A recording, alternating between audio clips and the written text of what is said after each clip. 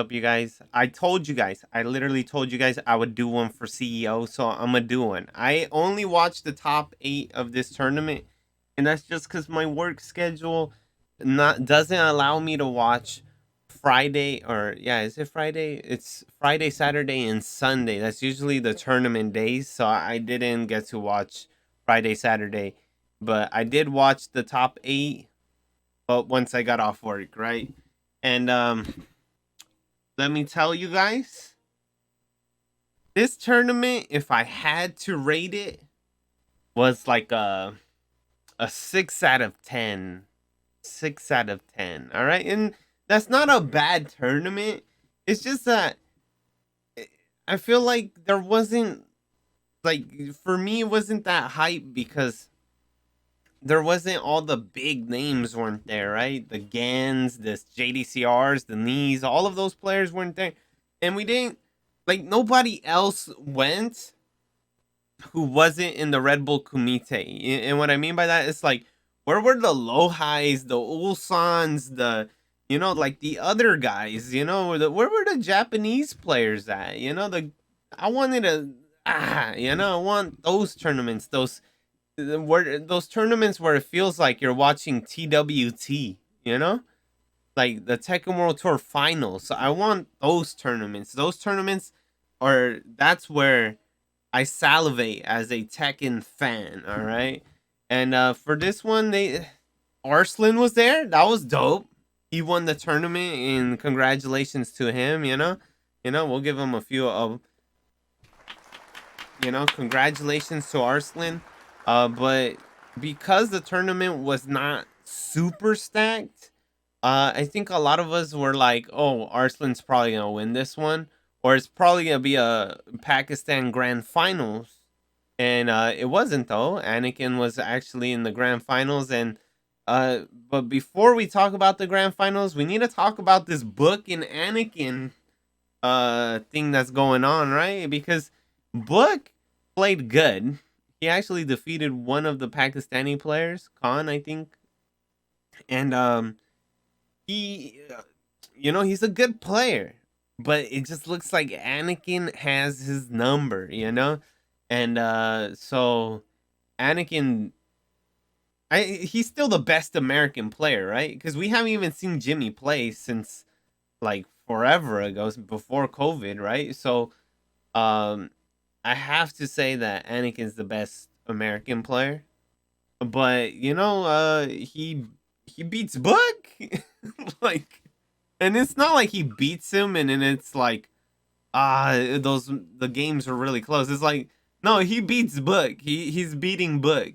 He very convincingly. He also sent Book to losers. I believe that's what I heard. I'm not sure. You know, is that they he sent Book to losers, and then he eliminated him in the losers bracket, and also the in Red Bull Kumite, that was the only guy that Anakin beat in his pool was Book. So at this point, we have to say like the Book just can't be Anakin or something. There's something there. Maybe he doesn't know the Jack matchup so well, or maybe it's just a play style. But uh, hey, you'll get him next time, Book or Anakin. Just keep doing what you're doing. I personally, um, I don't know. Is it the character? You guys think it might be the character that Jin he just can't do it because it's Jin? Yeah, I don't know, but it's good to see that America is still making the grand finals. But it's East Coast, of course. But next thing, grand finals was Anakin versus what is it called? Arslan. And Arslan is I don't know, he just beats Anakin. He's on another level comparable to Anakin, which is like, hey, that's how it is, as somebody or that's something that happens to athletes all the time. Like he was really good, but just because he existed in the same time period as this other guy, nobody remembers this guy. And I think that's like the best way I could describe it is like Damian Lillard and Steph Curry, right? Like Damian Lillard's hella good, but if he doesn't win a championship, it's gonna be like, yeah, he was good, but Steph Curry though.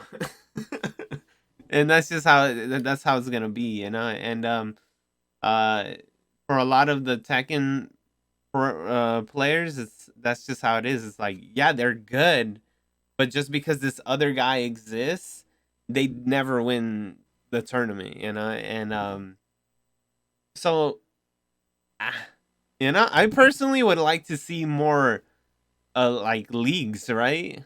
Done for Tekken. Kind of like how other games do their leagues, you know, where it's like you have like NA doing their thing, and then you have like the other countries doing their own thing, and then they have like an invitational where only the top two get to go, you know. I think those are would make the in like the tournament scene, or like the scene competitive scene, more interesting, because as it is right now, it's just like this country's the best or that country's the best, you know? And I still enjoy it, but you know, if it doesn't if it's not a stacked tournament like this one was, it kind of makes you go like, oh, okay, we kind of know who's gonna win, you know. And it throws out the parity. The parity just leaves, right? And that's why, especially how good the Pakistani players are, it's like uh either there's a lot of Koreans that show up and a lot of Pakistani players, and then it makes it hype, or in Japanese players, because as it is, the top players from America just can't beat Arslan. Like it's not even close, I would say. So well, Jimmy beat Arslan, so maybe he got a set on him. Almost beat him, Evil Japan. You gotta remember that. So, but best match of the tournament that had me go, or that I remember off of just the hype, was for sure the Farzine versus Kaiser match. I'll look for Kaiser's YouTube channel. I know that he has one, so for sure I'll link it in the description. So if you guys are interested in Lucky Chloe, he did well. He placed top 8, you know. So didn't win the tournament, but definitely that Farzine Lucky Chloe match was I think one of the bigger highlights of that tournament. And that's pretty much it. That's the only takeaways that you can really take away from this tournament. There wasn't a lot of storylines. The other guy, Genghis, did really good. Congratulations to him. He beat Shadow. You know, um, I don't know if Shadow play against Arslan. I would like to watch that, so I'll probably look up that after. But um, overall, 6 out of 10 tournament. It's just there wasn't enough big names. Like that Red Bull Kumite was a 10 out of 10 because it's just a big tournament. Uh, Although you could say, oh well, you guessed who won from the start of the tournament, but there was parity. You know, like who's gonna win?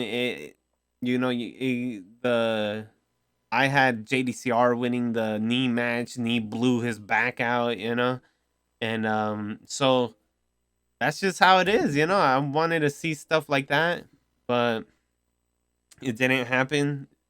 And that's pretty much all I wanted to say. Overall, can't wait for the next tournament.